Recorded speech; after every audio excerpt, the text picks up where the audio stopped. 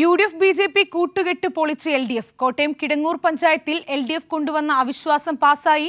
UDF അംഗം Thomas Maliyekkal president സ്ഥാനം നഷ്ടമായി.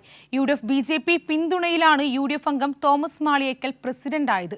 കൂടുതൽ വിവരങ്ങളുമായി സനോജ് സുരേന്ദ്രൻ ചേരുന്നുണ്ട്. സനോജ്, എന്തൊക്കെയാണ് അവിടുത്തെ കൂടുതൽ വിവരങ്ങൾ? ഇപ്പോൾ LDF കൊണ്ടുവന്ന അവിശ്വാസം പാസ്സായിരിക്കുകയാണ്, എന്തൊക്കെയാണ് മറ്റു വിവരങ്ങൾ?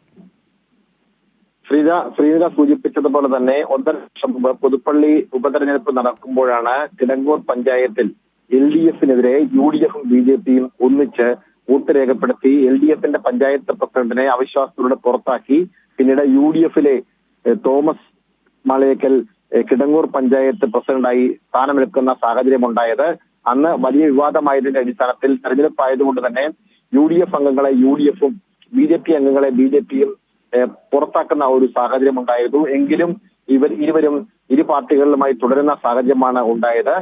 ഇതിന് എതിരെയാണ് ഇപ്പോൾ LDF ഇന്ന് അവിശ്വാസം കൊണ്ടുവരുന്ന സാഹചര്യം ഉണ്ടായത്. LDF അവിശ്വാസം കൊണ്ടുവരുമ്പോൾ BJP മുമ്പ് പുറത്താക്കിയിരുന്ന ഒരു അംഗം BJP നിലപാടിൽ പ്രതിഷേധിച്ച് BJPയുമായി കഴിഞ്ഞ ഏതാനും നാളുകളായി ഇടഞ്ഞു നിൽക്കുകയായിരുന്നു. ഇന്ന് LDFിന്റെ അവിശ്വാസത്തെ അനുകൂലിച്ചുകൊണ്ട് BJPയിൽ നിന്ന് പുറത്താക്കപ്പെട്ട BJPയുമായി അകന്നു കഴിയുന്ന ഒരു അംഗം അനുകൂലമായി വോട്ട് രേഖപ്പെടുത്തിയപ്പോൾ 15 അംഗ പഞ്ചായത്തിൽ 7-നെതിരെ 8 വോട്ടുകൾക്ക് LDFിന്റെ അവിശ്വാസം പാസ്സാവുകയും പഞ്ചായത്ത് പ്രസിഡന്റിനെ അവിശ്വാസത്തിലൂടെ പുറത്താക്കുകയുമായിരുന്നു. ഇപ്പോൾ Kidangoor panchayat president Thomas Maliyekkal panchayat president സ്ഥാനം നഷ്ടമായിരിക്കുകയാണ്.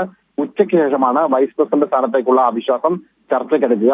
സ്വാഭാവികമായും പ്രസിഡന്റ് സ്ഥാനത്ത് നടന്നതുപോലെയുള്ള ഒരു വോട്ടെടുപ്പാവും ഉച്ചയ്ക്ക് ശേഷവും നടക്കുക. അങ്ങനെ വന്നാൽ പ്രസിഡന്റ് വൈസ് പ്രസിഡന്റ് സ്ഥാനങ്ങൾ UDFിന് കിടങ്ങൂർ പഞ്ചായത്തിൽ നഷ്ടമാകും. ശ്രീനിത.